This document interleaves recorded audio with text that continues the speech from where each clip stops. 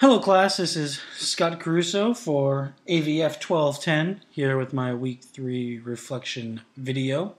As is customary, let me start with the what went well, what didn't go well, etc. And then I'll dive into showing you what my app does on the iPad. So this week went significantly better than week 2 went.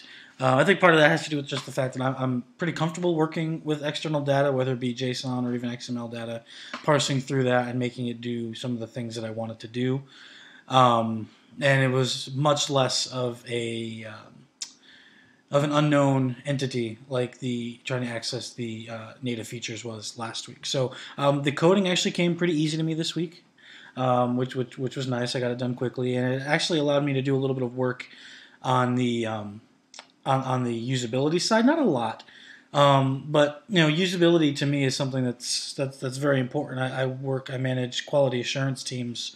I've been doing it for a long time. I've done it for some of the biggest titles out there, like Madden, NFL football, and I work for Turbine, WB Games company right now. So along with our quantitative bug testing, we also do usability qualitative testing. So I finally got to do a little bit of usability that I'll show you. Again, not a lot and not as much as I would like to do, but it afforded me that opportunity.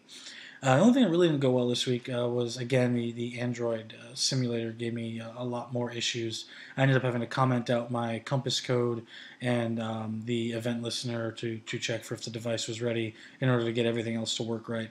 I finally got it working, and my new features, the data features, work on the Android, and a few of the native features work there, but the Compass, unfortunately, does not work properly.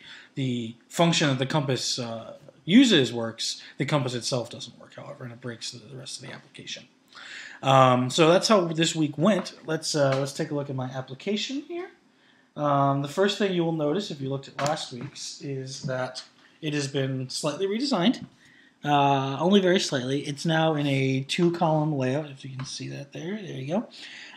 With the navigation items and the things I've been working on the left-hand side.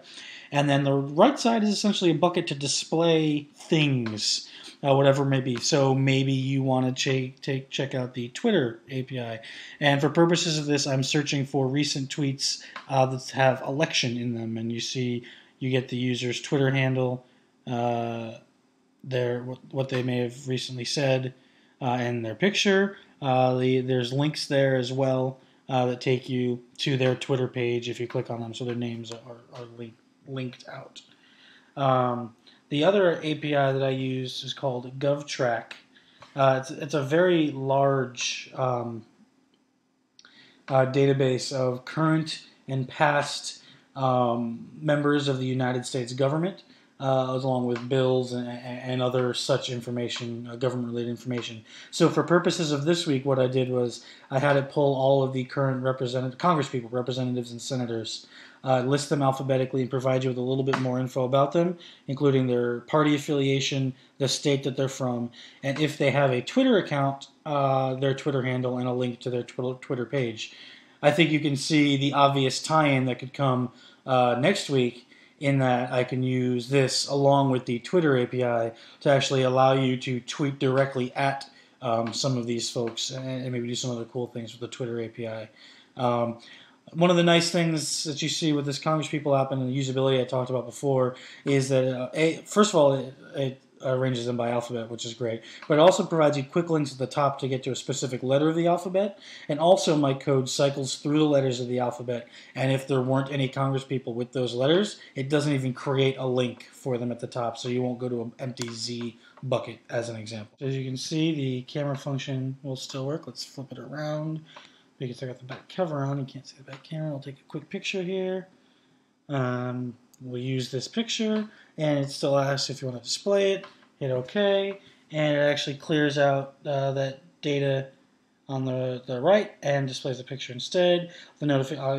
All these other things that were working last week still work, and also the discussion video essentially does the same thing. It overwrites what you saw there on the top right and actually replaces it with the video link. So that is the iPad version of the application. Let's go over to Android and take a look at that. Also, one last thing I wanted to show you before we look at the Android app, I apologize for the break in the video there, is that I've formatted the app in such a way that it looks fairly clean both in the landscape and the vertical view. You see the components come a little bit closer together, but there's still a nice spacing there. It maintains a nice visual fidelity, whichever layout that you're in. All right, now, for real this time, let's go take a look at that Android app. Okay, so now here we are looking at the Android version of the application. And while we're looking at it, I also want to talk a little bit more about my thoughts for next week and how I might use these things together.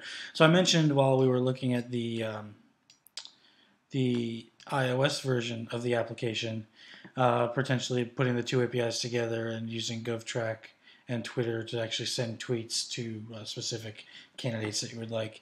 A second idea that I had would be combining GovTrack, and this is a very ambitious goal, I admit, but I think it would actually make for a very good application, would be to combine GovTrack along with your geolocation to essentially give you the Congress people, the senators and the representatives that service the area that you are in at that moment. So let's say I'm sitting in my house here in Boston, and I access the application, it would tell me, that my senators are Senator Scott Brown and Senator John Kerry, and that my representative is Representative Barney Frank, as an example.